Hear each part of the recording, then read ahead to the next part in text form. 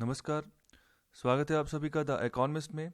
तो हमेशा की तरह आज के दिन की भी शुरुआत करते हैं आज के एक कोट के साथ। तो कोट में बात कर रहे हैं, sometimes we're tested not to show our weaknesses but to discover our strengths. So कई बार जो है इम्तिहान लिया जाता है, तो वो इम्तिहान इसलिए नहीं होता कि हमें अपनी वीकनेसेस जो है उनको शो ऑफ करना है, बताना है किसी को, बल्कि हमें अपने अंदर से जो हमारी काबिलियत है, जो स्ट्रेंथ है, उसको डिस्कवर करना है कि हम कौन सी चीज़ के काबिल हैं और क्या परमात्मा ने हमें गुण दिया है, उसको हमें एक्सप्लोर करना है। तो वो तभी हो पाएगा जब हमारा कोई टेस्ट होगा। ओके, तो ज़िंदगी भी इम्तिहान लेती है, तो ज़िंदगी भी बहुत कुछ सिखाती है। तो इसके अलावा अगर हम डेली रूटीन की भी बात करें, तो उसमें भी जब हम पढ़ाई करते हैं तो अपने आप को जब एवेल्यूएट करने की कोशिश करते हैं तो वहाँ पर भी एक टेस्ट है। और जब हम टेस्ट करते हैं हमें पता चलता है कि हमारी वीकनेसेस क्या है और हमारी स्ट्रेंथ क्या है। तो हमें स्ट्रेंथ के ऊपर फोकस करना है। वीकनेसेस जो भी निकल कर आएंगी उनके क्या रीजंस हैं, उनको रीजंस को फाइंड आउट करना है, और रीजंस को फाइंड आउट करने के बाद उन्हीं के ऊपर काम करना है और अपनी स्ट्रेंथ को जो है और बढ़िया करना है। तो चलिए एक थोड़ा सा ओवरव्यू देखते हैं। तो यह है आज का न्यूज़पेपर। तो डेली एडिशन यहाँ पर मैं यूज़ करता हूँ। डेली एडिशन वाला अखबार जो है उसकी डिस्कशन की जाती है डेली। तो अभी हमने कोड डिस्कस किया है, उसके बाद एडिटोरियल डिस्कशन आएगा, फिर स्पीकिंग ट्री है, फिर फ्रंट पेज से लेकर स्टार्टअप्स एंड टेक वाले पेज तक जितनी इंपॉर्टेंट न्यूज़ होगी सबको डिस्कस करेंगे। और आज के न्यूज़पेपर में ये कोविड-19 इम्पैक्ट फार्मा एंड कैरियर्स, ये वाला पेज नहीं आया है। तो इसके बाद स्टार्टअप एंड टेक के बाद शीशे के सामने 3 वोकैबुलरी के वर्ड्स होंगे, उनको आपने डिस्कस करना है, एक सेंटेंस बनाना है, उसको शीशे के सामने आपने रिपीट करना है। फिर इकॉनमी का एक कंसेप्ट होगा और लास्ट में एक नक्शा होगा जिसको आपने आइडेंटिफाई करना है। और वीडियो शुरू होने से पहले एक लाइक ज़रूर कर दें और इस वीडियो को शेयर भी ज़रूर कर दें। बहुत सारे स्टूडेंट्स ऐसे हैं जिनको ऐसी वीडियोस, ऐसे लेक्चर की ज़रूरत है, तो उनका भी फ़ायदा हो आने वाले समय में, तो कृपया शेयर ज़रूर करें। तो चलिए शुरुआत करते हैं एडिटोरियल डिस्कशन से। तो बात कर रहे हैं, spending proceeds of monetization go for maximum return not by monetize sector. तो इस आर्टिकल में फोकस किया गया है मोनेटाइजेशन के ऊपर, एसेट मोनेटाइजेशन के ऊपर, कि इसकी रफ्तार अब बढ़ती जा रही है और यहाँ पर जो इन्वेस्टर्स हैं वो चाह रहे हैं कि अच्छा रिटर्न जो है इनको देखने को मिलेगा आने वाले समय में। तो स्टार्टिंग में बात कर रहे हैं ऑथर कि अभी वीक रिकवरी का समय चल रहा है, और दूसरी ओर जो ग्लोबल लिक्विडिटी की अगर बात करें तो उसमें भी काफ़ी उछाल देखने को मिला है। अगर स्टॉक एक्सचेंजेस की बात करें, चाहे भारत का स्टॉक एक्सचेंज हो, चाहे यूएस का स्टॉक एक्सचेंज हो, तो अच्छी खासी लिक्विडिटी, अच्छी खासी इन्वेस्टमेंट देखने को मिली है। तो इसी के दौरान यहाँ पर जो इंफ्रास्ट्रक्चर एसेट्स हैं उनकी मोनेटाइजेशन की भी स्पीड जो है वो बढ़ती नज़र आ रही है। तो जो भारत सरकार है, यहाँ पर एक नोटिस यहाँ पर लिया गया है national highways authority of India के द्वारा। तो यहाँ पर ये चाह रहे हैं कि आने वाले समय में 7500 किलोमीटर के जो रोड प्रोजेक्ट्स हैं इनको मोनेटाइज किया जाए और 3 लाख करोड़ के आसपास का जो पैसा है वो इकट्ठा किया जाए 2024-25 तक। तो अगर बात करें मोनेटाइजेशन की, तो मोनेटाइजेशन होता क्या है? देखिए, एग्जाम्पल के तौर पर अगर बात करें तो मोनेटाइजेशन का मतलब होता है किसी भी नॉन रेवेन्यू जनरेटिंग आइटम, मतलब कि जो आपके पास कोई प्रोडक्ट पड़ा है लेकिन उससे कोई किसी तरीके का रेवेन्यू नहीं जनरेट हो रहा, तो आपने उसी को कन्वर्ट करना है in the form of cash. तो आपको उसी प्रोडक्ट से जो है किसी ना किसी तरीके का रेवेन्यू मिलना शुरू हो जाए। तो फॉर एग्जांपल अगर किसी वेबसाइट की बात करें, तो वेबसाइट अगर आपने बनाई है तो वैसे ही अगर ऑपरेट हो रही है तो आपको किसी तरीके का रेवेन्यू नहीं आ रहा, तो आपको रेवेन्यू कब जनरेट होगा? जब आप एडवर्टाइजर्स ढूंढेंगे और एडवर्टाइजर्स जो है यहाँ पर एडवर्टाइजमेंट लगाएंगे आपकी वेबसाइट के ऊपर, तो उसी हिसाब से आपको जो है उस वेबसाइट से रेवेन्यू आना शुरू हो जाएगा आने वाले समय में। तो उसी तरीके से हम कहेंगे कि आपने अपनी वेबसाइट को मोनेटाइज कर लिया। ओके, अपनी वेबसाइट का मोनेटाइजेशन कर लिया। तो इसी तरीके से भारत सरकार भी अपने अपने जो इंफ्रास्ट्रक्चर प्रोजेक्ट्स हैं उनको मोनेटाइज करने जा रही है ताकि पैसा जुटाया जा सके। और आगे बात कर रहे हैं कि पूरे देश में जितने भी बड़े पैमाने पर हमने रोड नेटवर्क्स बिछाए हुए हैं, तो इनकी जो आमदनी निकल कर आती है उसको भी निश्चित करना बहुत ज़रूरी है।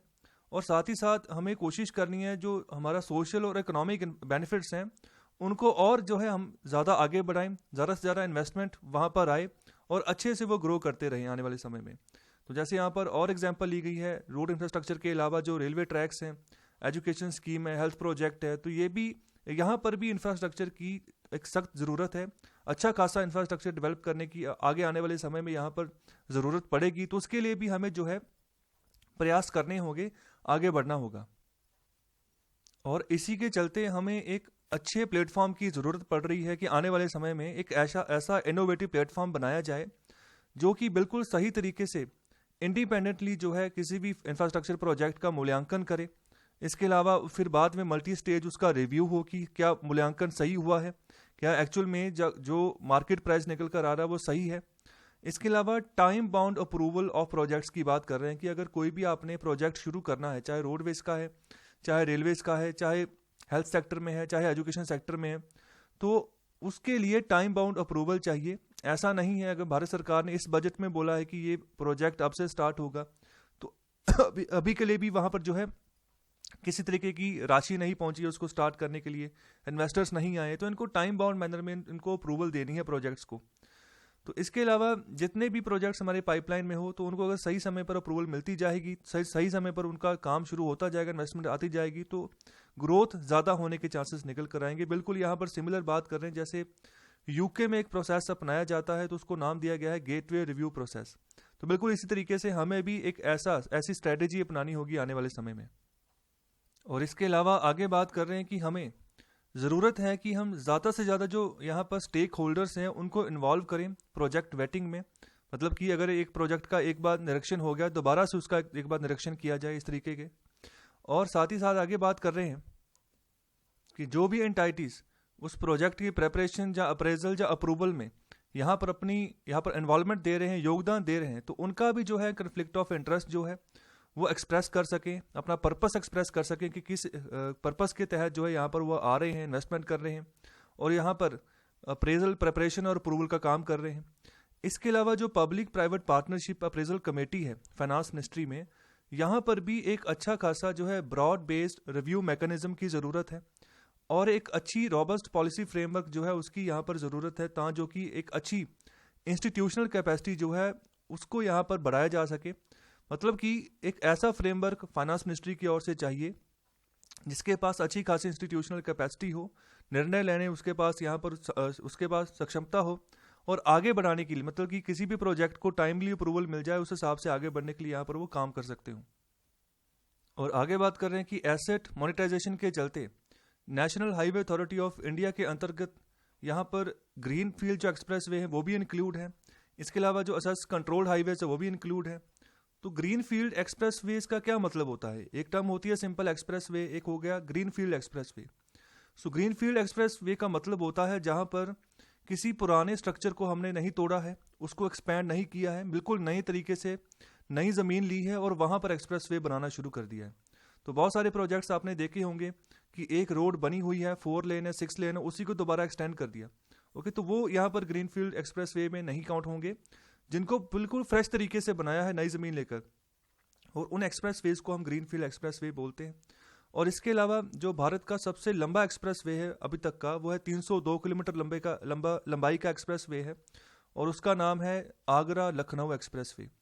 पहले था ग्रेटर नोएडा यमुना आगरा, पहले ये बना था, पहले इसको बोला गया था कि ये भारत का सबसे लंबा एक्सप्रेस वे है, लेकिन अभी ये नया बन चुका है आगरा से लखनऊ तक। तो अभी तक ये भारत का यही सबसे लंबा एक्सप्रेस वे अभी तक जो है न्यूज़ में है।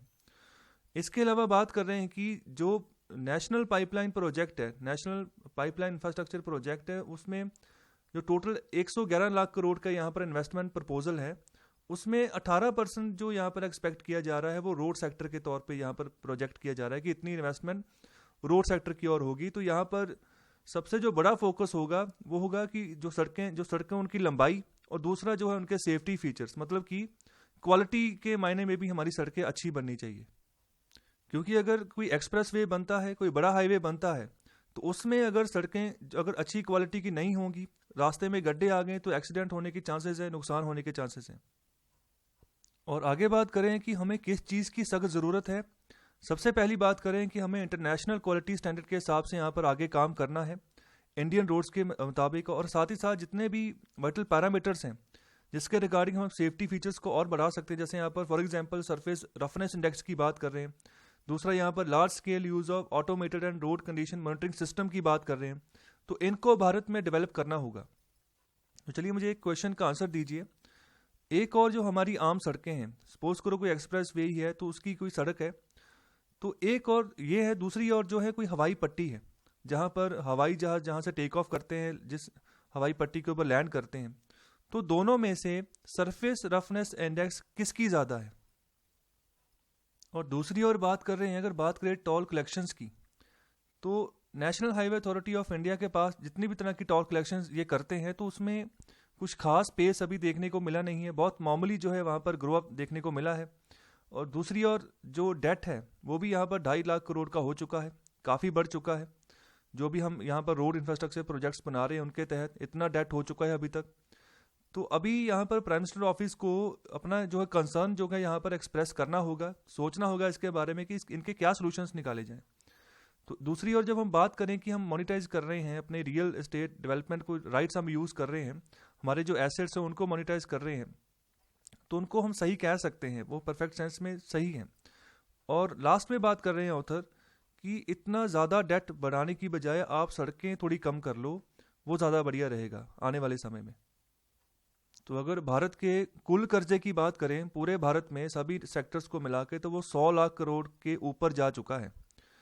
तो काफ़ी डेट भारत के ऊपर हो चुका है, तो उसको हमें कम भी करना है आने वाले समय में। इस तरीके से हमने अप्रोच अपनानी है, इस तरीके से ग्रो करना है। तो चलिए अभी सेकंड आर्टिकल डिस्कस करते हैं। तो यहाँ पर बात कर रहे हैं TREDS route to trade credit. तो ये एक रूट है, एक प्लेटफॉर्म है, इसके बारे में जिक्र करते हैं। तो स्टार्टिंग में बात कर रहे हैं कि जो पार्लियामेंट्री स्टैंडिंग कमेटी है, तो वो यहाँ पर चाह रही हैं कि जो ट्रेड रिसीवेबल डिस्काउंटिंग सिस्टम है, जिसको शॉर्ट फॉर्म में हम TREDS कहते हैं, ये एक तरह का ऑनलाइन फैक्टरिंग प्लेटफॉर्म है। तो पार्लियामेंट्री स्टैंडिंग कमेटी ये चाह रही है कि ये वाला जो प्लेटफॉर्म है ये मैंडेटरी कर दिया जाए सेंट्रल और स्टेट गवर्नमेंट्स की जितने भी आर्म्स हैं, जहाँ जहाँ पर भी इनको फाइनेंस की ज़रूरत होती है, पैसे की ज़रूरत होती है अलग अलग सेक्टर्स को बूस्ट करने के लिए, तो वहाँ पर सेंट्रल और स्टेट गवर्नमेंट्स में यहाँ पर इसको मैंडेटरी कर दिया जाए ट्रेड्स प्लेटफॉर्म को। तो आगे यहाँ पर बात कर रहे हैं कि ये बहुत ज़रूरी है। हालांकि ये एक तरह की इनसफिशिएंट कंडीशन है कि हमने MSME सेक्टर को इन्फ्यूज़ करना है, उनको दोबारा से ज़िंदगी देनी है, जो कि बहुत बुरी तरह से प्रभावित हुए हैं। पहले तो डीमोनेटाइजेशन से, दूसरा उसके बाद मार्केट में स्लो डाउन आ गया था, और तीसरा फिर पेंडेमिक आ गया, और अब जो है इनकी हालत बहुत ख़राब है। तो इसके रिगार्डिंग यहाँ पर बात कर रहे हैं ऑथर कि हमने मैंडेटरी करना है ट्रेड्स प्लेटफॉर्म को, जो कि यहाँ पर पैसा मुहैया करवाता है। तो इसका मकसद क्या होता है? ये फाइनेंस, यहाँ पर तीन चीज़ें होती हैं। एक होता है फाइनेंसर, दूसरा होता है सेलर, और तीसरा होता है बायर। तो सेलर ने अपनी चीज़ बेचनी है, बायर ने खरीदनी है। तो फाइनेंसर का काम क्या है? यहाँ पर फाइनेंस का काम करेगा, इजीली कैपिटल अवेलेबल हो जाता है यहाँ पर। तो यहाँ पर प्रावधान ऐसे हैं कि अगर किसी भी बायर के पास पैसा पहुँचता है तो कोई भी सामान खरीदने के लिए, तो ये 24 आवर्स से 72 आवर्स के बीच में यहाँ पर जो ट्रांजैक्शन हो जाती है। तो इस प्लेटफॉर्म को भारत सरकार यहाँ पर चाह रही है कि इसको और आगे बढ़ाया जाए। और जो इसकी खास बात है वो ये है कि यहाँ पर किसी तरह की पेपर वर्क की ज़रूरत नहीं पड़ती है। दूसरा, कोलेटरल फ्री यहाँ पर जो है आपको वर्किंग कैपिटल इशू हो जाता है। तो और एक क्वेश्चन का आंसर दीजिए कि RBI ने इस प्लेटफॉर्म को चलाने के लिए एक एक्सचेंज की यहाँ पर जो है स्थापना की है, एक एक्सचेंज सेटअप की है, उस एक्सचेंज का नाम क्या है? तो चलिए आगे बात करते हैं। ऑलरेडी यहाँ पर बात करने की बहुत सारी कंपनीज हैं जहाँ पर जिनका टर्नओवर 500 करोड़ से ज़्यादा है, उनके ऊपर कंडीशन है कि उनको यहाँ पर मैंडेटरी है कि उन्होंने इस ट्रेड्स प्लेटफॉर्म के ऊपर रजिस्टर करना ही करना है। और इसके साथ अगर और ऐड कर लो तो रेलवेज हो गया, डिफेंस हो गया, तो ये भी यहाँ पर बहुत बड़े पैमाने पर जो है पेमेंट्स करते हैं MSMEs को। तो इससे भी यहाँ पर जिस तरीके का वर्किंग कैपिटल में शॉर्टेज आती है, तो उसमें यहाँ पर हेल्प मिलती है कि शॉर्टेज नहीं आ पाती है और वर्किंग कैपिटल जितना चाहिए होता है उतना उपलब्ध रहता है।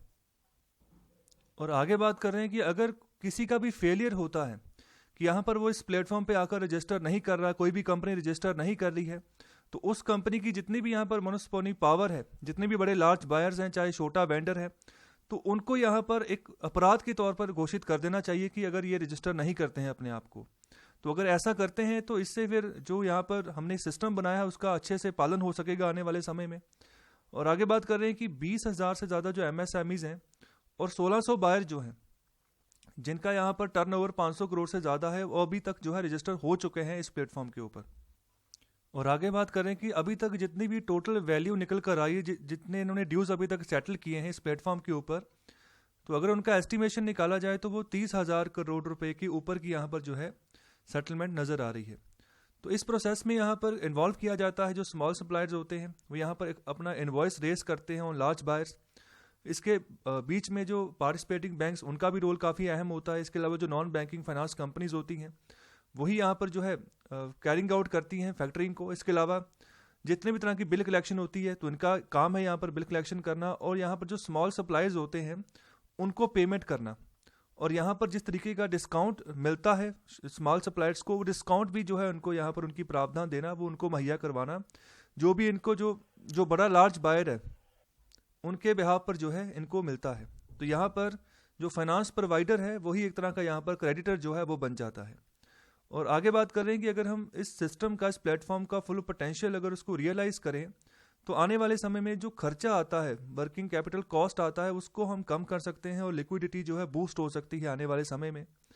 और आखिर में बात कर रहे हैं कि ये जो सिस्टम है तो इससे यहाँ पर जो MSME का सेक्टर है, MSME मतलब है micro small and medium enterprises, तो यहाँ पर 3 फर्में का हमने नाम लिया है, माइक्रो स्मॉल एंड मीडियम।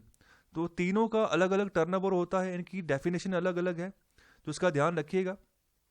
तो इनको आसान हो जाएगा, इनको जो ट्रेड क्रेडिट मिलना चाहिए उनकी प्राप्ति इनको आसान हो जाएगी, स्मूथ हो जाएगी। तो अगर हम इस प्लेटफॉर्म को और बढ़िया बनाते हैं आने वाले समय में, अगर इसका यूज़ बढ़ता है तो अभी भी इस MSME सेक्टर्स को काफ़ी कैपिटल की ज़रूरत है, इक्विटी की ज़रूरत है। और यहाँ पर आगे अगर बात करें तो भारत सरकार भी यहाँ पर चाह रही है कि फंड ऑफ फंड्स हम जो है यहाँ पर अनाउंस किए गए थे भारत सरकार के द्वारा पिछले मई महीने की बात कर रहे हैं, पिछले साल के मई महीने की। तो उसके ऊपर भी हमें यहाँ पर 50,000 करोड़ रुपए के ज़्यादा के यहाँ पर इन्वेस्टमेंट यहाँ पर जो है देनी थी MSMEs में। तो इन सब चीज़ों को हमें यहाँ पर बड़ी तेज़ी से ऑपरेशनलाइज करना है। अगर किसी तरीके की अनाउंसमेंट आती है तो उसको मुहैया भी, उस राशि को मुहैया भी हमने टाइमली मैनर में करवाना है।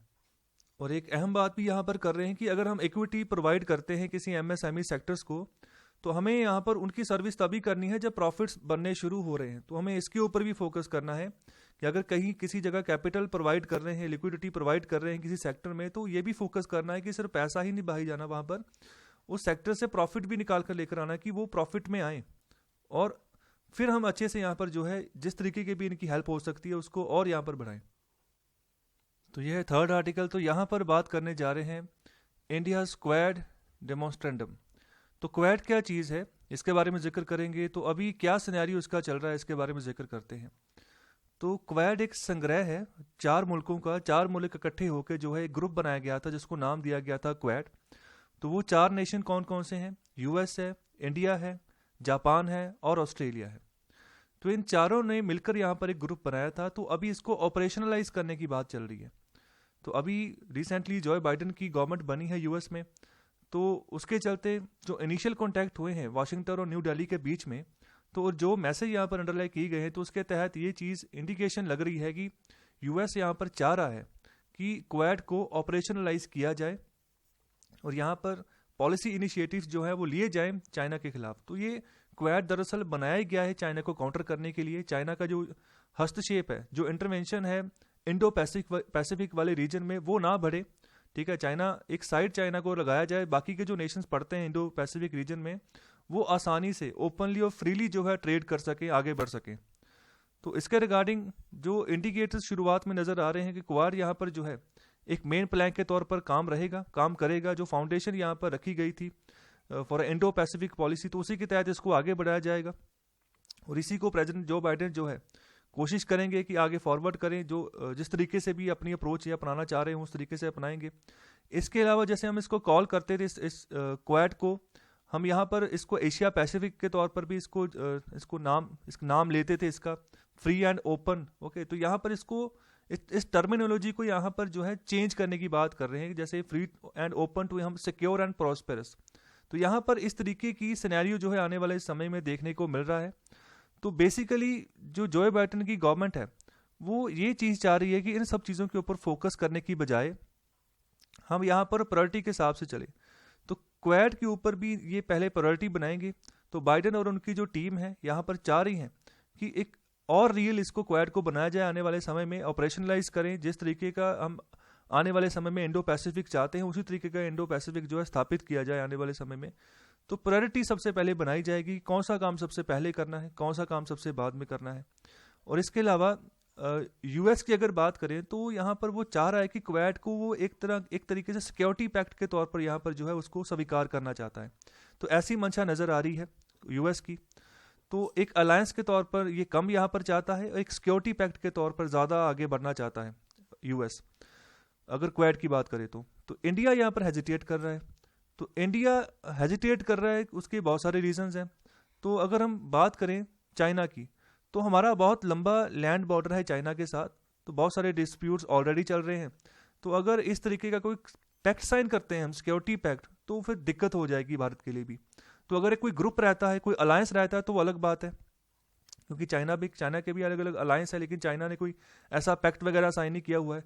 अगर जापान की बात करें तो जापान का ऑलरेडी पैक्ट है यूएस के साथ कि जापान के ऊपर अगर कोई हमला होता है तो इसका मतलब है कि यूएस के ऊपर हमला होता है। तो इसीलिए चाइना कुछ भी नहीं यहाँ पर किसी तरीके से भी जापान को घेरने की कोशिश नहीं करता है, हालांकि जापान उसके पास में ही है। ओके, तो ये कुछ रीजंस हैं कि जिसके तहत जो है भारत थोड़ा सा पीछे हटता है अगर इसको एज ए सिक्योरिटी पैक्ट माना जाता है। तो ये मैप है, तो यहाँ पर आप देख सकते हो ये यूएस है। तो एक साइड इसके पैसिफिक है, दूसरी साइड अटलांटिक है, और ये ऑस्ट्रेलिया है। ऑस्ट्रेलिया को एक साइड इंडियन ओशन टच कर रहा है, दूसरी साइड पैसिफिक ओशन टच कर रहा है। और यहाँ पर जापान है, जापान को पैसिफिक ओशन जो है वो टच कर रहा है। तो इधर सारा का सारा इंडियन ओशन है। तो भारत जो है इंडियन ओशन से ही घिरा हुआ है। तो ये वाले जो नेशंस निकल कर आते हैं जिनको हम ईस्ट एशियन नेशंस बोलते हैं, तो यहाँ पर एशियन कंट्रीज़ का एक ग्रुप भी बना हुआ है। इसके अलावा भी छोटे छोटे कंट्रीज़ बहुत ज़्यादा हैं, द्वीप बहुत ज़्यादा हैं। तो इन एरियाज़ में अच्छे से काम चलता रहे, किसी तरीके की दादागिरी चाइना यहाँ पर आकर ना दिखाए, तो उसी के तहत यहाँ पर इस क्वाड को बनाया गया था, जिसमें 4 मेंबर चुने गए थे, 4 मेंबर बनाए गए थे। तो अभी इसी के रिगार्डिंग बात चल रही है। तो अभी नई एडमिनिस्ट्रेशन यूएस में आ चुकी है, तो वो अपने हिसाब से काम करेंगे, अपने हिसाब से प्रायोरिटी बनाएंगे। तो बेसिक रीजन यहाँ पर यही है कि चाइना को काउंटर करना, ओपन एंड फ्री ट्रेड यहाँ पर जो है उसको स्थापित करना है। तो यहाँ पर देखिए जो चाइना का ये वाला एरिया है, साउथ चाइना सी वाला एरिया, यहाँ पर ऑलरेडी चाइना ने बहुत सारे डिस्प्यूट्स खड़े करके रखे हुए हैं। बॉर्डर डिस्प्यूट हैं, सी लेवल डिस्प्यूट्स हैं, जापान के साथ भी है, वियतनाम के साथ भी है, फिलीपींस के साथ भी है, और बिल्कुल इसी तरीके से जो लैंड बॉर्डर डिस्प्यूट की अगर बात करें तो भारत के साथ भी है। तो चाइना हर जगह डिस्प्यूट खड़े करके रखता है और बोलता है कि यहाँ पर मेरी टेरिटरी है, मेरा क्लेम है।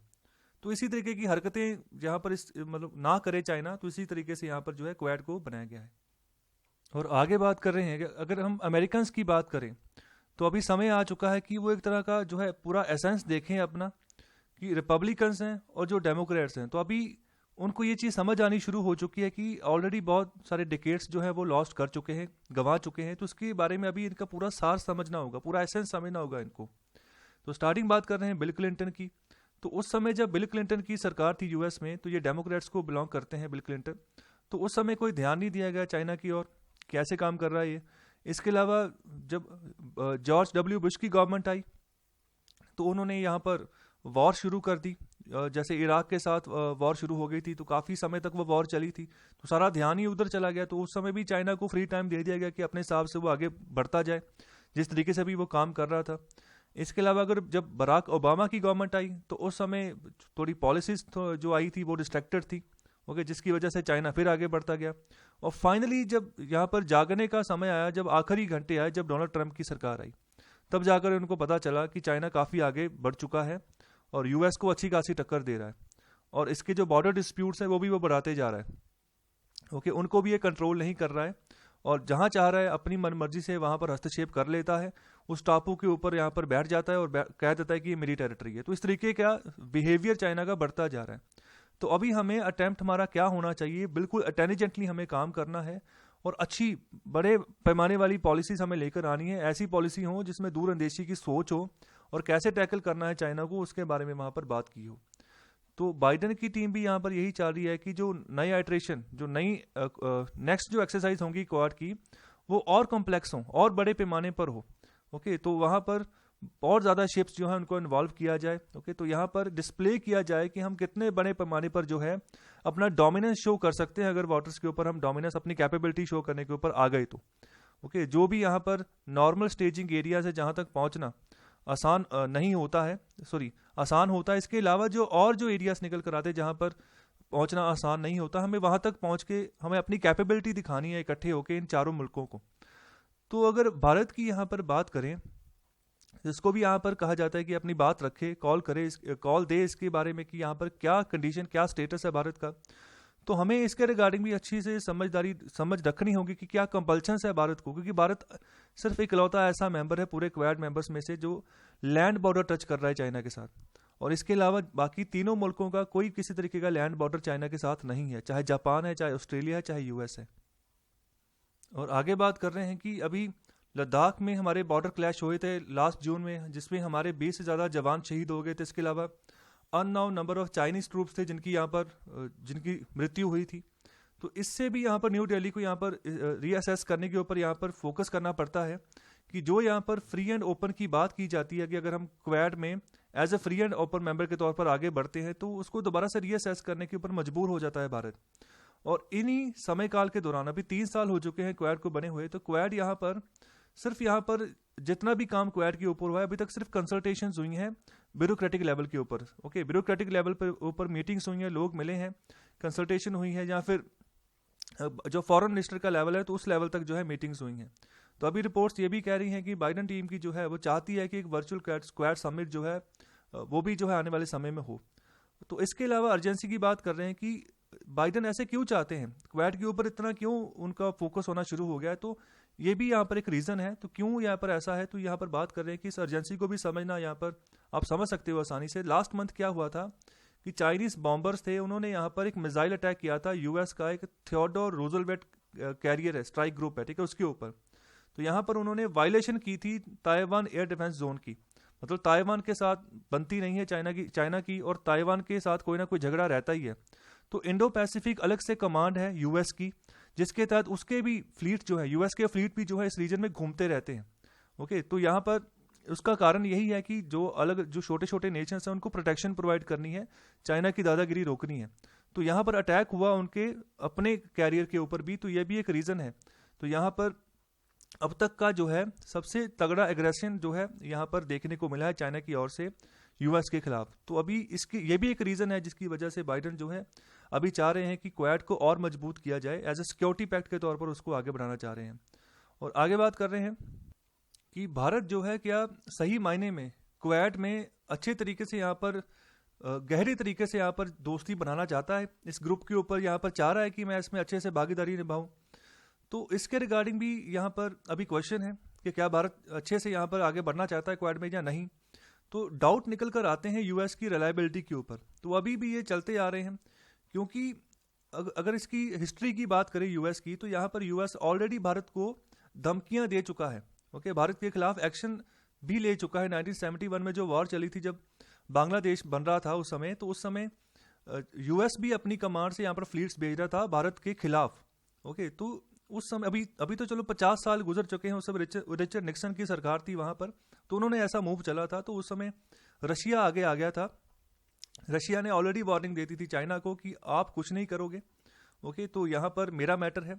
तो जिसी के चलते यहाँ पर जो था भारत अच्छे से यहाँ पर जो था अपनी सेना की हेल्प प्रोवाइड कर पाया था, जो बांग्लादेश में जिन्होंने विरोध किया था, विद्रोह किया था उनको, और जो पाकिस्तान की 90,000 की सेना थी उनको यहाँ पर सरेंडर करने के वो मजबूर हो गए थे। और आगे बात कर रहे हैं कि इंडिया और यूएस के रिलेशंस की अगर बात करें तो पिछले 2 डेकेड्स में काफ़ी बड़े पैमाने पर जो है धीरे धीरे विश्वास जो है बनना शुरू हो चुका है। और यूएस यहाँ पर चाह रहा है कि यहाँ पर किसी ना किसी तरीके से भारत का जो बॉर्डर क्राइसिस है उसका डिस्प्यूट भी जो है हल निकले, उसका जो बॉर्डर डिस्प्यूट हमारा 2020 में निकल कर आया। और इसके अलावा एक लीजा कर्टिस हैं जो फॉर्मर सीनियर डायरेक्टर रहेंगे फॉर साउथ एशिया, तो उन्होंने यहाँ पर रिमाइंड करवाया है कि यूएस यहाँ पर डिलीवरी देने के लिए यहाँ पर तैयार है of cold weather gear. Okay, ये एक तरह का सिस्टम है यहाँ पर, तो ये इंडियन फोर्सेस को यहाँ पर देना चाह रहा है। इसके अलावा 2 MQ-9 आर्म्ड प्रेडेटर जो है वो भी इंडिया को वो ऑल्सो डिलीवर कर चुका है, दे चुका है। तो यहाँ पर वर्ड यूज़ किया जा रहा है आर्म्ड। ओके, तो यहाँ पर ये सब चीज़ें यहाँ पर जो है अभी तक ऑफिशियली अभी कंफर्म करने की ज़रूरत है। इसके अलावा जो पॉइंट की बात यहाँ पर कर्टिस कर रही है वो ये कि यूएस इंडिया के साथ खड़ा है शब्दों के मामले में भी और कर्मों के मामले में भी। यहाँ पर फैक्ट्स आर फैक्ट्स, ये भी बात कर रहे हैं। तो यहाँ पर उन्होंने यहाँ पर इंटेलिजेंस शेयरिंग की अगर बात करें तो बहुत सारे प्रीवियस क्राइसिस निकले हैं जहाँ पर इंटेलिजेंस शेयरिंग अमेरिका ने की है। तो यहाँ पर अगर रिलायबिलिटी की क्वेश्चन आता है, रिलायबिलिटी कि मतलब क्या सही मायने में यूएस इंडिया के प्रति रिलायबल है, तो ये देखो, ये अगर भारत को हम अकेले को कहें, अगर ऑप्शंस सामने अगर नजर सामने रखें तो भारत अकेले को कहेंगे आप अकेले आगे बढ़ो, तो भारत के लिए भी यहाँ पर मुमकिन नहीं है। और अमेरिकन को आप कहो कि आप अकेले खड़े हो जाओ चाइना के खिलाफ, तो उनके लिए भी ये मुमकिन नहीं है। तो ऑप्शंस यही हैं कि इकट्ठे होकर ही आगे बढ़ना पड़ेगा। और आगे बात कर रहे हैं कि यूएस इंडिया बिजनेस काउंसिल है, तो उन्होंने भी रिसेंटली यहाँ पर कुछ आइडियाज़ हैं, अच्छे आइडियाज़ उनको यहाँ पर ऑफर किया है, जिससे डिफेंस कॉर्पोरेशन जो है इंडिया और यूएस में वो बढ़ सकती है आने वाले समय में। और इस लिस्ट में जो सबसे टॉप पर सजेशन थी वाशिंगटन को इंडिया की ओर से, तो यहाँ पर भी क्लियरली सिग्नल जो है भारत की तरफ से दिया गया है। तो किसके रिगार्डिंग सिग्नल दिया गया है, तो यहाँ पर एक खूंखार एक्ट जो था यहाँ पर डोनाल्ड ट्रंप की सरकार ने बनाया था, जिसका नाम है countering America's adversaries through sanctions act, जिसको शॉर्ट फॉर्म में हम काटसा बोलते हैं। तो इसके तहत सैंक्शंस लगाए थे भारत के ऊपर कि वो रशिया से S-400 जो मिसाइल सिस्टम है उसको नहीं खरीद सकता। तो जो रशिया है वो अमेरिका का एडवर्सरी है, तो अगर कोई भी अमेरिका के एडवर्सरी से कोई चीज़ खरीदता है, ठीक है, तो यहाँ पर उसके ऊपर सैंक्शन लगाए जाएंगे। तो ये प्रावधान है इस एक्ट में। तो इसके रिगार्डिंग भी यहाँ पर इंडिया चाह रहा है कि इसको भी आप सही करो अब। ओके, तो भारत यहाँ पर चाह रहा है कि वो रशिया से ही खरीदे S-400 एंटी मिसाइल सिस्टम। तो ये होता क्या है, इस मिसाइल सिस्टम से अगर हम इसको किसी भी बॉर्डर एरिया में तैनात करते हैं, सपोज पाकिस्तान की ओर करके इसको तैनात कर देते हैं, तो अगर कोई भी मिसाइल पाकिस्तान की ओर से आती है हमारे यहाँ, तो वो रास्ते में ही तबाह हो जाएगी। इसके रडार जो है ऑटोमेटिकली एक्टिवेट हो जाएंगे जब वो मिसाइल पाकिस्तान की इसके रडार के अंतर्गत आएंगे, और ऑटोमेटिकली यहाँ में से मिसाइल निकलेगी इस सिस्टम में से, और उसको हवा में ही, दुश्मन की मिसाइल को हवा में ही वो तबाह कर देगी। तो ये तो रशिया का हो गया। और अमेरिका भी एक सिस्टम यहाँ पर अपनाकर चलता है, उसको हम थाड बोलते हैं, THAAD। तो इसकी फुल फॉर्म क्या है मुझे आप कमेंट बॉक्स में बताइए। तो अमेरिका ऑलरेडी साउथ कोरिया में इस थाड सिस्टम को जो है तैनात करके उसने रखे हुए हैं। ओके, तो यहाँ पर अमेरिका चाहता है कि आप इसको खरीदो, तो भारत चाहता है कि नहीं, हम रशिया से भी अब दोस्ती बनाकर रखना चाहते हैं और उसी से हम जो है इसको खरीदेंगे आने वाले समय में। तो आप इस काटसा के ऊपर फोकस कीजिए, आप ये सैंक्शंस हटाइए। और आगे बात कर रहे हैं कि अभी रिसेंटली 114 फाइटर जेट्स की यहाँ पर डील की बात करें, जिसको वर्ल्ड लार्जेस्ट डिफेंस डील कहा जा रहा है। तो उसके तहत भी भारत बहुत सारे एयरक्राफ्ट जो है उसको खरीदना चाहता है, और इसमें बहुत सारे अमेरिकन कंपनीज भी हैं जो यहाँ पर इंटरेस्ट दिखा रही हैं कि वो इसमें इन्वेस्ट करेंगी, और ये जो फाइटर जेट्स है इसको बनाने में वो दिलचस्पी रख रहे हैं। तो इसके रिगार्डिंग जो डिफेंस सेक्रेटरी है लॉयड ऑस्टिन, तो इनडायरेक्टली उन्होंने यहाँ पर इशू उठाया है जो हमारे डिफेंस मिनिस्टर है उनके सामने भी। और होपफुली जो फाइनल डिसीजन होगा वो यहाँ पर पॉलिटिकल और स्ट्रेटेजिक गोल्स को सामने ध्यान में रखकर फिर ही यहाँ पर जो है किया जाएगा आने वाले समय में। जो भी सही पॉसिबल रिजल्ट निकल कर आएगा उसी के हिसाब से जो है आगे बढ़ेंगे। तो कहने का मतलब है रास्ता सामने है, तो अभी इनकी जो आपस में जो स्ट्रेटेजी होगी, जो लिंक होगा, जो रिलेशन होगा, उस हिसाब से आने वाले समय का जो फ्यूचर है वो तय होगा, आने वाले समय की जो रणनीति है वो तय होगी। तो आगे बात करते हैं द स्पीकिंग ट्री के आर्टिकल की। तो यहाँ पर बात कर रहे हैं रेनोसिएशन ऑफ द सेल्फ, अपने आप को कैसे त्यागना है उसके बारे में। तो अगर हम स्पिरिचुअल लाइफ की बात करें तो ये शुरुआत ही होती है अपने आप से। तो यहाँ पर हम जो है अपने ही जेल के अंदर जो है कैद हैं। ओके, तो यहाँ पर ये बात कही है पीर जमाल। ओके, तो यहाँ पर इस जेल से हमें बाहर निकलना है, आगे बढ़ना है और जल्दी से आगे बढ़ना है। और यहाँ पर आगे बात कर रहे हैं कि इसका जो कारण है कि मैं अभी बहुत ही थका हुआ महसूस कर रहा हूँ, मैं रुक नहीं रहा हूँ, तो ये मैं खुद ही हूँ। जहाँ भी मैं जाऊँगा, चाहे वो बहुत ही बड़ा हेवन क्यों ना हो, स्वर्ग क्यों ना हो, तो मैं अपने आप को ज़रूर साथ में लेकर जाऊँगा। तो यहाँ पर मैं रेस्टलेस ही रहूँगा पूरी उम्र। ओके, थका हुआ ही रहूँगा, काम आगे चलता रहेगा। तो यहाँ पर मैं जगह से जगह तो घूम सकता हूँ, बाहर की जो कंडीशंस निकल कर आ रही हैं, लेकिन अपने आप से मैं भाग नहीं सकता।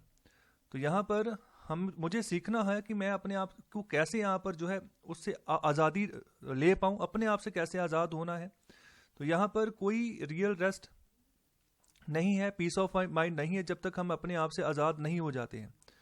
तो यहाँ पर जो लोग बाहर की चीज़ों में यहाँ पर ध्यान रखते हैं, ठीक है, बाहर की चीज़ों में यहाँ पर सोचते हैं कि वहाँ पर अगर ध्यान रखते हैं, जब काम करते हैं तो हमें संतुष्टि मिल जाएगी। ओके, तो वो बिल्कुल व्यर्थ बात है। तो वो सब चीज़ें, आपका जो गोल है ना, जिस टारगेट की ओर आपने बढ़ना है, आपको चाहिए मेंटल पीस, ये आपका टारगेट है, ओके, शांति चाहिए, तो वो उसमें आपकी अड़चने आ जाएंगी, आप आगे नहीं बढ़ पाओगे जब तक आप बाहरी पदार्थों के ऊपर ही, मटेरियलिस्टिक वर्ल्ड के ऊपर ही फोकस करके चलते जाओगे। तो यहाँ पर इस सिचुएशन में फिर क्या करना है आदमी को, यहाँ पर उसने अपने आप से सीखना है और कोशिश करनी, प्रैक्टिस करनी है त्याग की भावना पैदा करने की, अपने आप को त्यागना है। ओके, यहाँ पर मन के त्यागने की बात कर रहे हैं। देखो, इंसान के पास तीन चीज़ें यहाँ पर बात होती है, तन, मन और धन।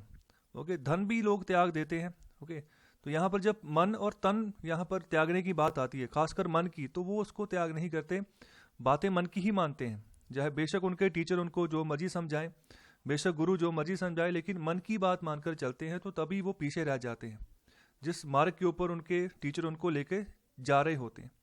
तो टीचर की बात मानोगे तो सबसे पहला रूल ही ये होता है कि अपने मन को समर्पित कर दो उधर, अपने मन का ही त्याग कर दो उधर। ओके, तो यहाँ पर जो अपने आप का त्याग करते हैं, ओके, तो यहाँ पर आगे बात कर रहे हैं कि जो अपने आप का त्याग करते हैं, इसका मतलब उन्होंने सभी चीज़ों का त्याग कर दिया है। तो यहाँ पर कुछ शब्दों की बात कर रहे हैं, ग्रेट जर्मन मिस्टिक हैं, तो उन्होंने यहाँ पर, उनका नाम है मिस्टर इक्कार्ट, तो उन्होंने यहाँ पर बात बोली, अगर कोई इंसान पूरा इतना बड़ा राजवंश भी अगर उसको त्याग कर देता है ना, तो अगर वो अपने आप को त्याग नहीं करता तो उसने कुछ भी त्याग नहीं किया है। और आगे बात करें कि सच्ची त्याग की भावना क्या होती है, जब अपनी इच्छाओं को हम त्याग देते हैं।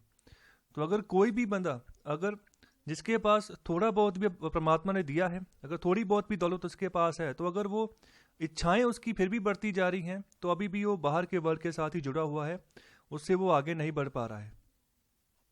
तो अगर परमात्मा की कृपा से अगर कोई इंसान सीख लेता है कि सच्ची त्यागना क्या होता है, सच्ची त्याग की भावना क्या होती है, अंदर का त्याग क्या होता है, तो वो जितने भी तरीके से यहाँ पर उलझा हुआ है बाहरी चीज़ों से, उससे वो यहाँ पर जो है आसानी से छुटकारा जो है पा सकता है, और जो अपनी इच्छाओं का यहाँ पर जो क्लंज बनाकर चल रहा है, उससे वो निपट सकता है।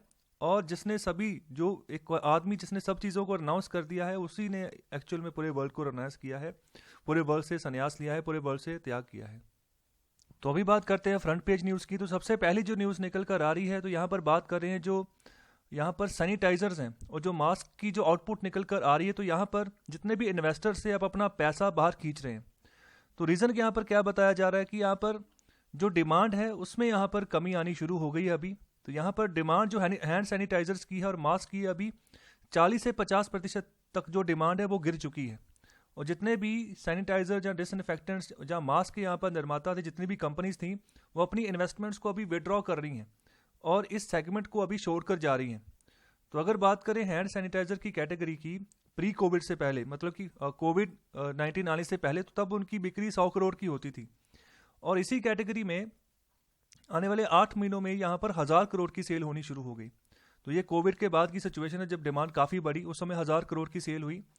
और जो फिजिकल ईयर 21 है, फिजिकल ईयर 2021, जो इसके पहले 4 महीने थे, पहली अप्रैल से लेके जुलाई तक, तो यहाँ पर 350 के आसपास जो थी हैंड सैनिटाइजर के यहाँ पर प्रोडक्ट्स जो थे लॉन्च हुए थे। मतलब बहुत सारी कंपनीज ने ऐसे प्रोडक्ट्स लॉन्च कर दिए थे। तो यहाँ पर बहुत सारी शराब निर्माता कंपनीज थी, पेट निर्माता कंपनीज थी, शुगर फूड की कंपनीज थी, जिन्होंने इस सेगमेंट में एंट्री ली थी और यहाँ पर प्रोडक्शन स्टार्ट की थी। लेकिन अभी यहाँ पर जो कंपनीज है वो इससे बाहर निकल रही हैं, इन्वेस्टमेंट जो है विड्रॉ कर रही हैं, क्योंकि डिमांड जो है वो गिरनी शुरू हो गई है।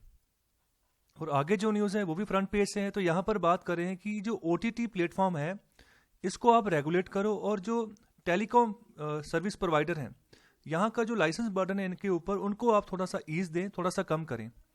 तो यहाँ पर 2 तरीके की बात की गई है। एक है जो टेलीकॉम सर्विस प्रोवाइडर्स की जिम्मेदारियाँ हैं, तो रेड ब्लिंक में वो चीज़ है, और दूसरी ओर ग्रीन में जो यहाँ पर OTT की जो जिम्मेदारियाँ हैं, जो ओवर द टॉप जो यहाँ पर प्लेटफॉर्म चलता है, जो इसका फुल फॉर्म निकल कर आता है OTT का, उसका मतलब है ओवर द टॉप।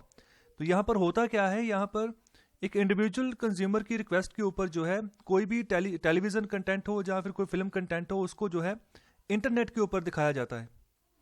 तो इसको हम बोलते हैं कि OTT प्लेटफॉर्म के ऊपर जो है फिल्म दिखाई जा रही है। तो इसके बहुत सारे प्रावधान, जैसे आप नेटफ्लिक्स को यूज़ करते हो या अमेजॉन प्राइम को यूज़ करते हो, तो वहाँ पर बिल्कुल यही सेम चीज़ चल रही है। तो यहाँ पर एक तो टेलीकॉम सर्विस प्रोवाइडर है, जो यहाँ पर आपको टेलीकॉम सर्विस आपको प्रोवाइड कर रहा है, आपको इंटरनेट की फैसिलिटी प्रोवाइड कर रहा है। तो वो बहुत सारी कंपनीज, जैसे एयरटेल है, जियो है, इसके अलावा बची खुची जो है वी कंपनी आई है नई, जहाँ पर वोडाफोन और आइडिया जो है आपस में मर्ज होकर एक ग्रुप के तौर पर जो है यहाँ पर अपने आप को पेश कर रही हैं भारत की मार्केट में। तो यहाँ पर सबसे पहली बात कर रहे हैं कि अगर टेलीकॉम सेक्टर की बात करें तो उनको यहाँ पर एक lawful interception and monitoring system चाहिए, ओके, एक बड़ी कॉस्ट के ऊपर। और दूसरी ओर अगर ओटीटी की बात करें तो उनको कोई ऐसा सेटअप नहीं चाहिए। फिर दोबारा अगर सिक्योरिटी के रूप में बात करें तो यहाँ पर जो टेलीकॉम सर्विस प्रोवाइडर्स हैं उनको यहाँ पर स्ट्रिक्ट होना होगा for requirement for equipment switches servers to be located within India. मतलब जिस तरीके के भी इनके हार्डवेयर हैं, जिस तरीके के भी इनके संसाधन हैं, उनको इंडिया की बाउंड्री के अंतर्गत ही इनको यहाँ पर रखना होगा। इसकी स्ट्रिक्ट रिक्वायरमेंट है, ओके, तभी जो है जो हमारा प्राइवेसी है, जो डाटा है, उसको सिक्योर किया जा सकता है। और अगर ओटीटी की बात करें तो उनको यहाँ पर ऐसी कोई रेगुलेटरी ऑब्लिगेशंस की ज़रूरत नहीं है। इसके अलावा जो टेलीकॉम सर्विस प्रोवाइडर्स हैं और यहाँ पर जो सिक्योरिटी एजेंसीज हैं, तो यहाँ पर जितनी भी तरह की फैसिलिटीज़ हैं उनको यहाँ पर प्रोवाइड करनी होगी। इसके अलावा जो प्राइवेसी होती है यूज़र डाटा की डाटा सेंटर्स में, तो यहाँ पर ये अगर ओटीटी की बात करें तो उनकी जिम्मेदारी निकल कर नहीं आती है, क्योंकि जो मोस्टली डाटा सेंटर्स बने हुए हैं वो भारत के बाहर बने हुए हैं, ओके। तो यहाँ पर सबसे इंपॉर्टेंट बात है कि हमारा डाटा कहाँ पर स्टोर हो रहा है। अगर इंटरनेट सर्विस हमें प्रोवाइड हो रही है, जो भी हमारा प्राइवेसी वाला डाटा है वो कहीं लीक ना हो जाए, तो जिम्मेदारी ये भी जो टेलीकॉम सर्विस प्रोवाइडर उनकी बनती है कि हमारे डाटे की किस तरीके से प्रोटेक्शन करके चलनी है। इसके अलावा जो टीएसपी की जिम्मेदारी निकल कर आती है, get security clearance for all foreign personnel deployed, okay. और ओटीटी प्लेटफॉर्म जो है उसको इस तरीके की यहाँ पर बात कर रहे हैं कि OTT are not even providing encryption keys to agencies, okay. तो जिम्मेदारी ज़्यादातर टीएसपी की ही निकल कर आ रही है। तो प्राइवेसी की अगर बात करें तो यहाँ पर स्ट्रिक्ट कंडीशंस यहाँ पर जो है वो लगानी होगी। जो कॉन्फिडेंशियलिटी होती है, जो यहाँ पर प्रोटेक्शन होता है प्राइवेसी का, कम्युनिकेशन का, तो स्ट्रिक्टनेस दिखानी होगी अलग अलग एरियाज में। तो यहाँ पर प्राइवेसी के क्षेत्र में अगर ओटीटी की बात करें तो उनकी कोई जिम्मेदारी नहीं। तो यहाँ पर दोनों तरफ से बात की गई है कि किस तरीके से सिक्योरिटी को बढ़ा सकते हैं, किस तरीके से प्राइवेसी को बढ़ा सकते हैं। तो इंपॉर्टेंट है, ध्यान रखिएगा। तो भारत सरकार ने डाटा प्रोटेक्शन के लिए एक कमेटी बनाई थी, तो उस कमेटी का क्या नाम है, उसका आंसर दीजिए कमेंट बॉक्स में। और एक क्वेश्चन और है, जो राइट टू प्राइवेसी हमें एक फंडामेंटल राइट मिला है भारतीयों को, 2017 में सुप्रीम कोर्ट ने ये राइट हमें दिया था, तो ये किस आर्टिकल के तहत हमें दिया गया है? भारत के संविधान के किस आर्टिकल के तहत राइट टू प्राइवेसी हमें मिला है? इसका आंसर भी आप कमेंट बॉक्स में दीजिए। और आगे जो न्यूज़ है वो भी फ्रंट पेज में से है। तो यहाँ पर फर्स्ट क्राई नाम की एक यहाँ पर वेंचर है, एक कंपनी है जो यहाँ पर बात कर रही है कि वो अभी $200 मिलियन तक जो है वो रेस करेगी आने वाले समय में। तो ऑलरेडी यहाँ पर जो है टीपीजी ग्रोथ, ये कंपनीज हैं अलग अलग जो इन्वेस्टर्स हैं, okay, Prem ji invest and ChrysCapital, तो एडवांस में ही यहाँ पर नेगोशिएशन जो है शुरू हो चुकी हैं कि ये स्टेक खरीदेंगी फर्स्ट क्राई में। तो ऑलरेडी जो फर्स्ट क्राई है उसको सॉफ्ट बैंक जो है वो यहाँ पर बैक प्रोवाइड कर रहा है, काफ़ी बड़े पैमाने पर जो है इन्वेस्टमेंट की हुई है सॉफ्ट बैंक ने फर्स्ट क्राई में। तो फर्स्ट क्राई का काम क्या है, ये चिल्ड्रंस के यहाँ पर जो बच्चों के जो खिलौने होते हैं, किताबें होती हैं, जिस तरीके के भी यहाँ पर चीज़ें बच्चों को पसंद होती हैं, तो वो प्रोडक्ट्स उनकी जो है बिक्री ये करते हैं फर्स्ट क्राई वाले। तो इनके काफ़ी आउटलेट्स आपको देखने को मिलेंगे। तो यहाँ पर अच्छी खासी इन्वेस्टमेंट जो है की जाने वाली है।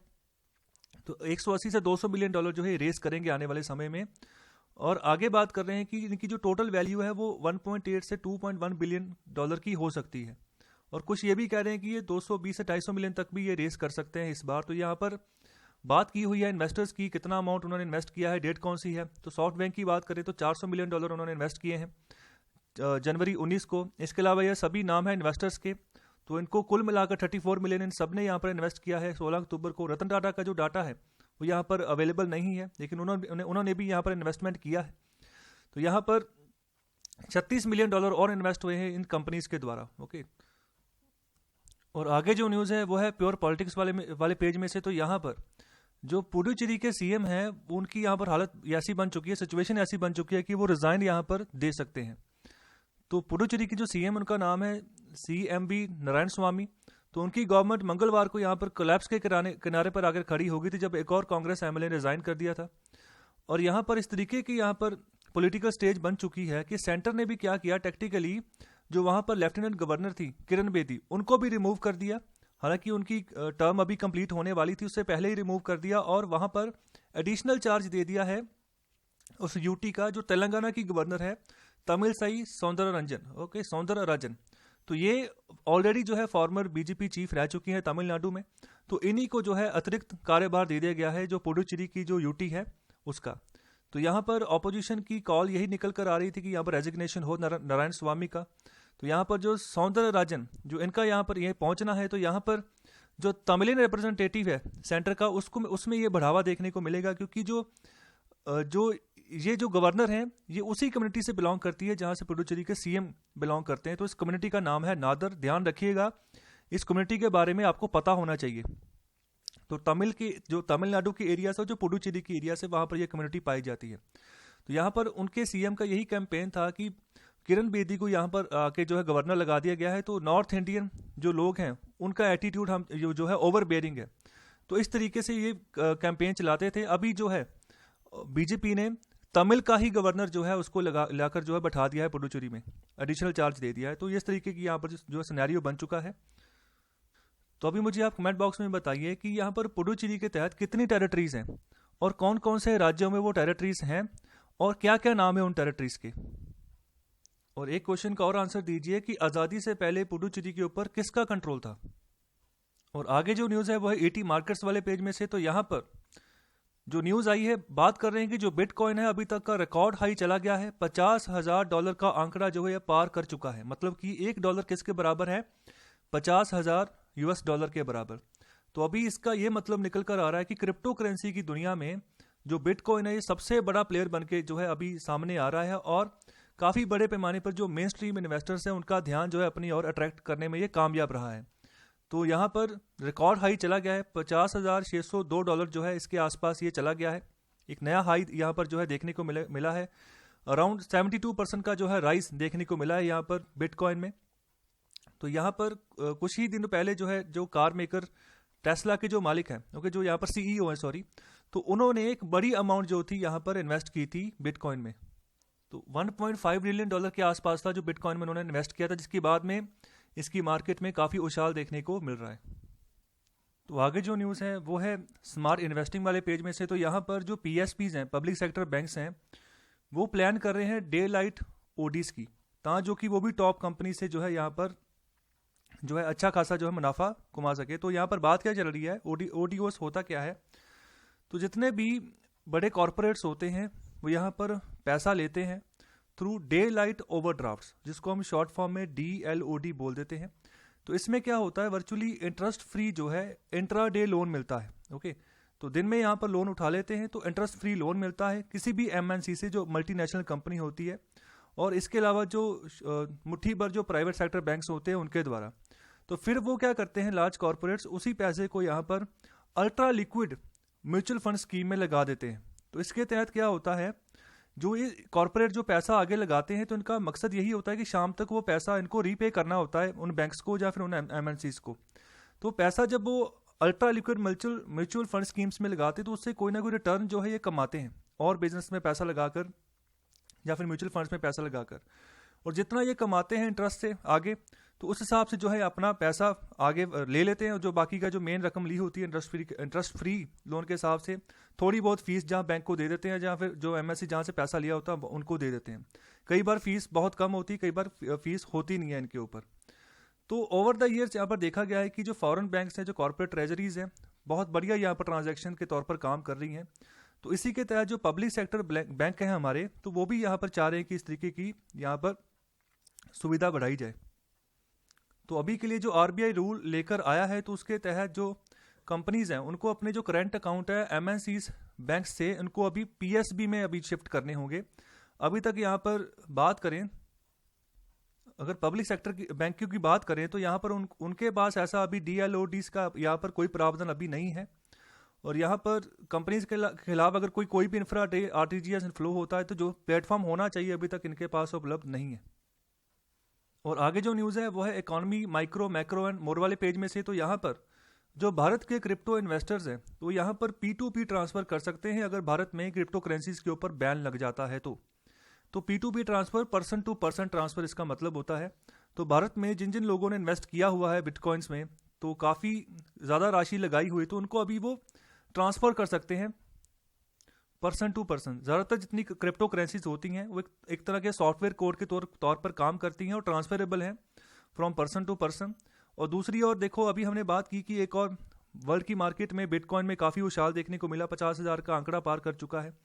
तो दूसरी ओर यहाँ पर कंसर्न बने हुए हैं भारत में कि इसको बैन कर दिया जाएगा। तो यहाँ पर जो स्मॉल क्रिप्टो करेंसीज अगर बात करें तो सरकार की भी यहाँ पर इसके खिलाफ चिंता है कि इसकी जो ब्लॉकचेन टेक्नोलॉजी है वो ओपेक है, और जो ऑनर होता है बिटकॉइन का उसकी यहाँ पर हिस्ट्री ही डिस्प्ले नहीं होती। तो ये सरकार का कंसर्न है, इसकी चिंताएं सरकार की इसके खिलाफ कि जो जिसकी भी तहत ब्लॉकचेन टेक्नोलॉजी चलती है, जहाँ पर जिस तरीके की भी ट्रांजैक्शन हुई उसकी हिस्ट्री तो पता चले, वो तो डिस्प्ले हो, तो उसके बारे में नहीं पता चलता।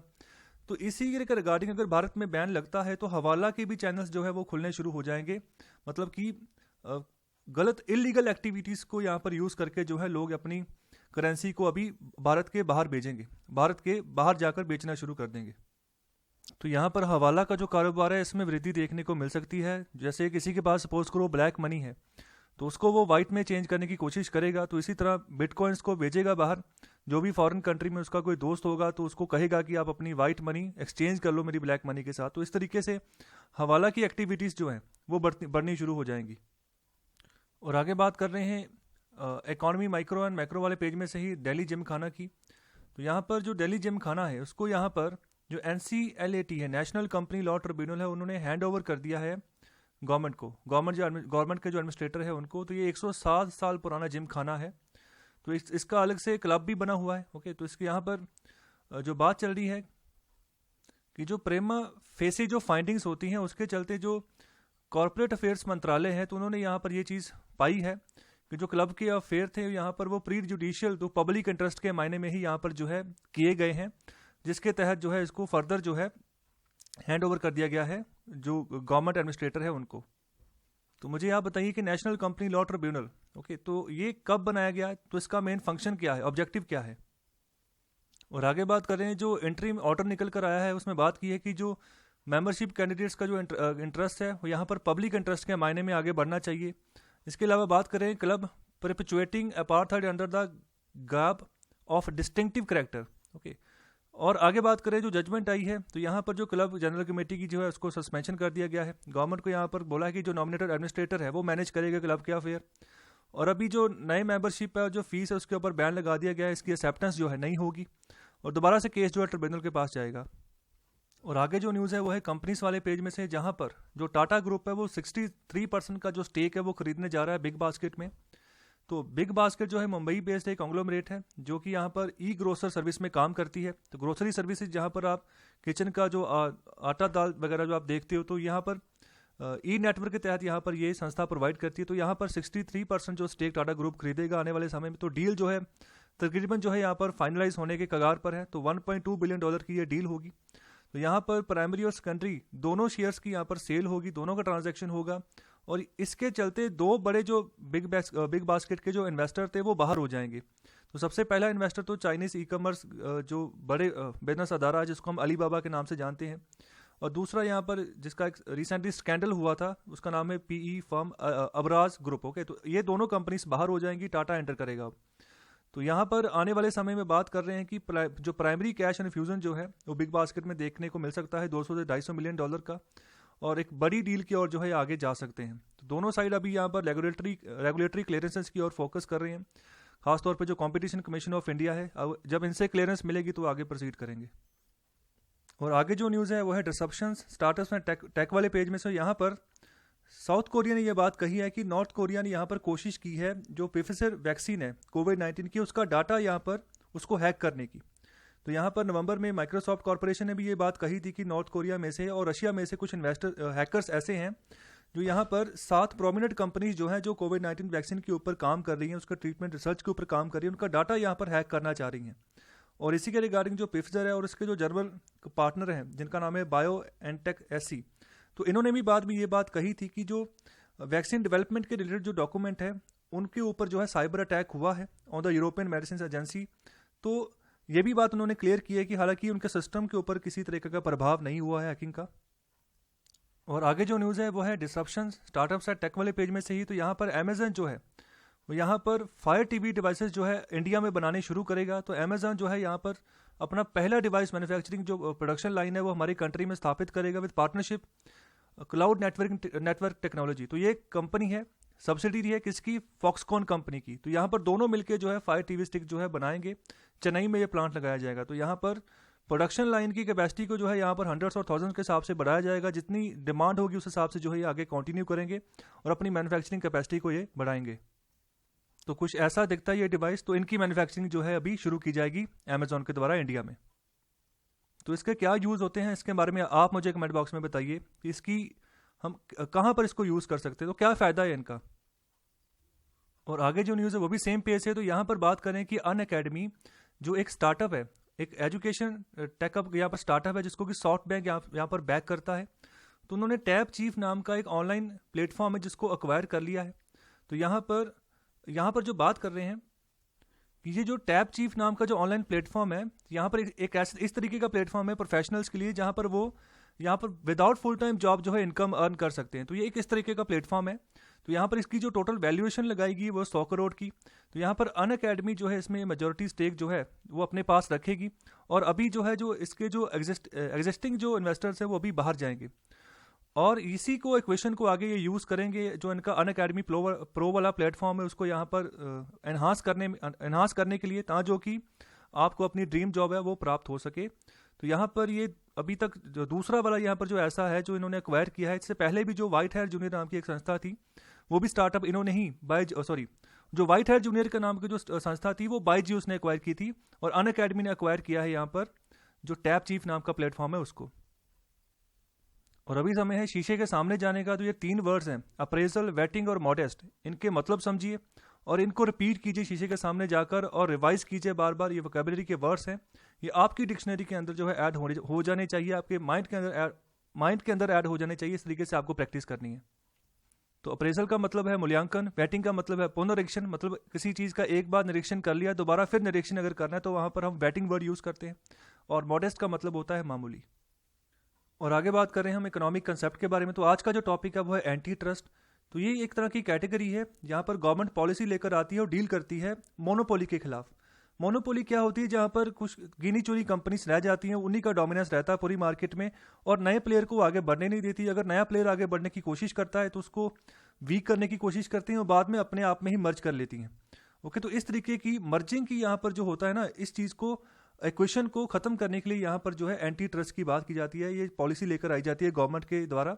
तो ये यूएस गवर्नमेंट की यहाँ पर जो है ये प्राविधान है एंटी ट्रस्ट का। तो इसको काफ़ी न्यूज़ में ये चीज़ रही थी कि माइक्रोसॉफ्ट इसका टारगेट रहा है यूएस गवर्नमेंट का। तो वहाँ पर इस एंटी ट्रस्ट प्रोविजन को यहाँ पर यूज़ किया गया था। तो कहने का मतलब किसी भी कंपनी के पास मोनोपोली है, ठीक है, तो वो उसका गलत यूज़ नहीं कर सकता है, ज़बरदस्ती मर्ज नहीं कर सकता किसी और कंपनीज को अपनी कंपनी में। तो एग्जाम्पल के तौर पे मुझे बताइए कि भारत में ऐसे कौन कौन से सेक्टर्स हैं जहाँ पर कुछ ही प्रोडक्शन हाउसेज की जो है मोनोपोली बनी हुई है। तो ऐसे कौन कौन से सेक्टर्स हैं, उनके नाम बताइए कमेंट बॉक्स में।